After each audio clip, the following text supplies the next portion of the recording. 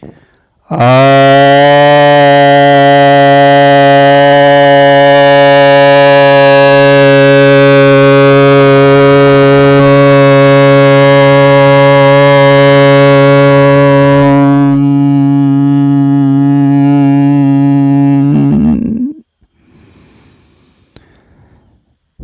भक्तजनों को सप्रेम नमन।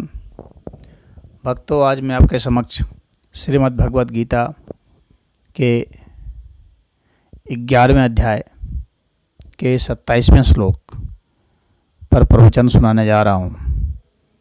यह 27वां श्लोक कहता है, वक्त्राणि ते त्वर्माणा विशन्ति दंष्ट्रा करालानि भयानकानि केचित् विलग्ना दशनान्तरेषु संदृश्यन्ते चूर्णितेर उत्तमांगे। अर्थात आपके मुख में बहुत तेजी से ये सब जो योद्धा हैं, जिनके विषय में 26वें श्लोक में बताया गया था, जिसमें धृतराष्ट्र के पुत्र थे और ये कई राजाओं के समूह थे, भीष्म थे, द्रोण थे, कर्ण थे और अर्जुन के पक्ष के भी बहुत योद्धा थे। वे सब बहुत तेजी के साथ प्रवेश कर रहे हैं, यानी उनकी मृत्यु हो गई है। और आपके जो बड़े बड़े विशाल दांत हैं और दाढ़ हैं, काफ़ी भयानक लग रहे हैं। और उनमें से तो कुछ ऐसे हैं जो कि आपके दांतों के बीच में उनके जो सिर हैं वे चूर्ण होकर के वहाँ अटके हुए हैं। जैसे कि हम लोग जब खाते हैं तो अन्न के टुकड़े कैसे दांतों के बीच में फंस जाते हैं, उसी तरह से उनके सिर, उनके शरीर के अंग फंसे हुए हैं, अटके हुए हैं।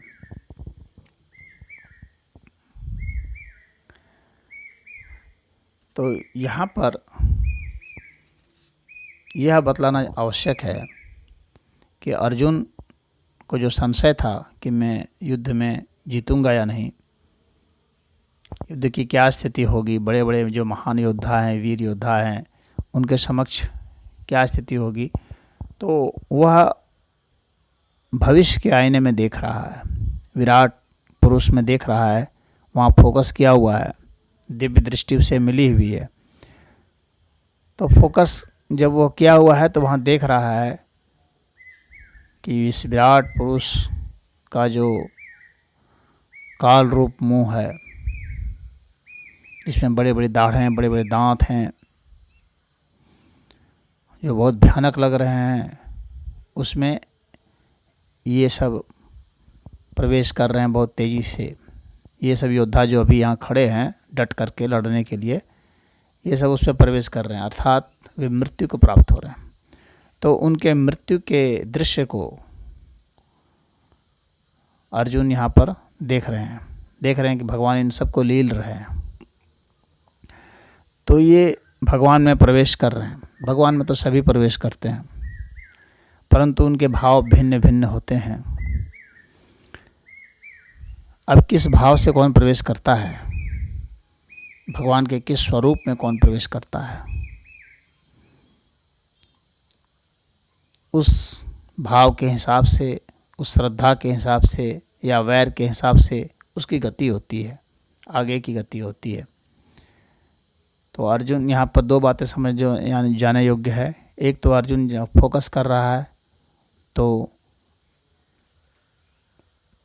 भविष्य में देख पा रहा है, यानी काल जो अखंड है उसको एक खंड के रूप में वह देख पा रहा है। और इससे उसका उत्साह बढ़ रहा है। भगवान के इस विराट रूप को देख करके वो समझ जाता है कि जब भगवान ही मेरे पक्ष में हैं तो मेरी तो जीत होगी ही होगी। अब उसे आत्मविश्वास हो जा रहा है।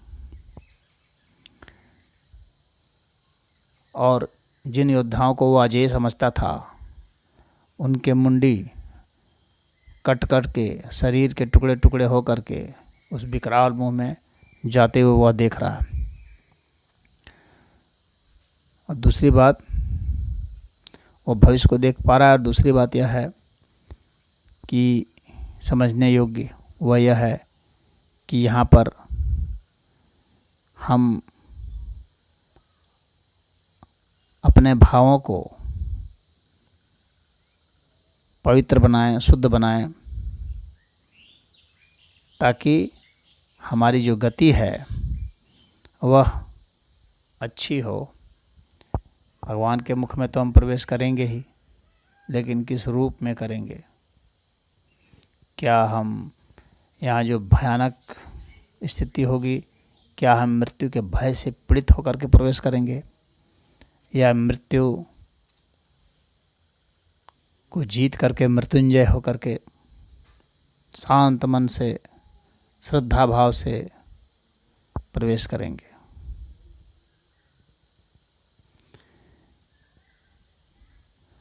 तो यदि हम उस चीज़ को पहले प्राप्त कर लेते हैं, यानी अजय अभय अवस्था को, मृत्युंजय अवस्था को, तो भगवान का दाढ़ कितना भी विकराल होगा, हमारे लिए विकराल नहीं होगा। जो मृत्यु से डरते हैं उन्हीं के लिए वह विकराल दिखता भी है, और जिन्हें श्रद्धा है उनके लिए वह विकराल नहीं होता, उनके लिए तो वह सौम्य होता है। तो भगवान के सौम्य रूप में वह प्रवेश करता है। तो जब मृत्यु को प्राप्त होता है व्यक्ति, ऐसा श्रद्धावान व्यक्ति, तो वह मोक्ष को वास्तव में प्राप्त होता है, और वैसी स्थिति में वह भगवान के सौम्य अवस्था को प्राप्त होता है। उसे किसी भी तरह से डराया, धमकाया, भरमाया ऐसा नहीं जाता, ऐसा माहौल खड़ा नहीं होता है। वास्तव में हम अपने कर्मों को और अपने विचारों को ही देखते हैं, वही हमारे सामने आते हैं भगवान के विराट रूप बन करके। हमारे जैसे भाव होते हैं, जैसे विचार होते हैं, हमारी जैसी गति होती है, उसके हिसाब से ही भगवान का वह स्वरूप हमारे सामने आ जाता है, और उसमें हम प्रवेश करते हैं। तो यहाँ पर संदेश यही है कि हम अपने भावों को इतना शुद्ध पवित्र कर लें कि भगवान के विकराल रूप हमें ना दिखने पड़े, और यदि देखने भी पड़े तो हमें विकराल ना लगे, सौम्य लगे।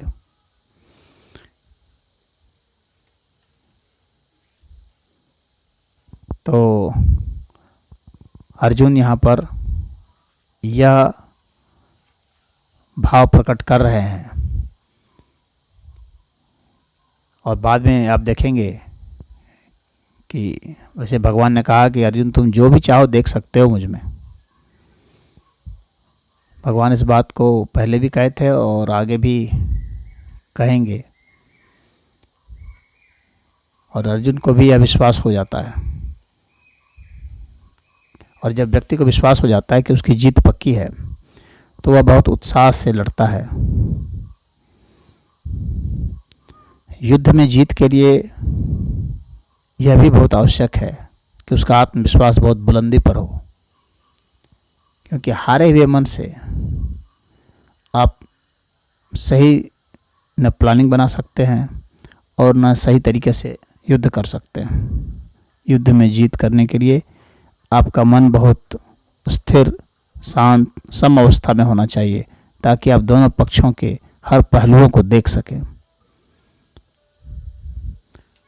और जीत का जब आश्वस्त व्यक्ति होता है तो वह ज़्यादा अच्छे तरह से प्लानिंग कर सकता है। हालांकि सम अवस्था में जो उपलब्ध है वह तो और अच्छी तरह से प्लानिंग कर सकता है।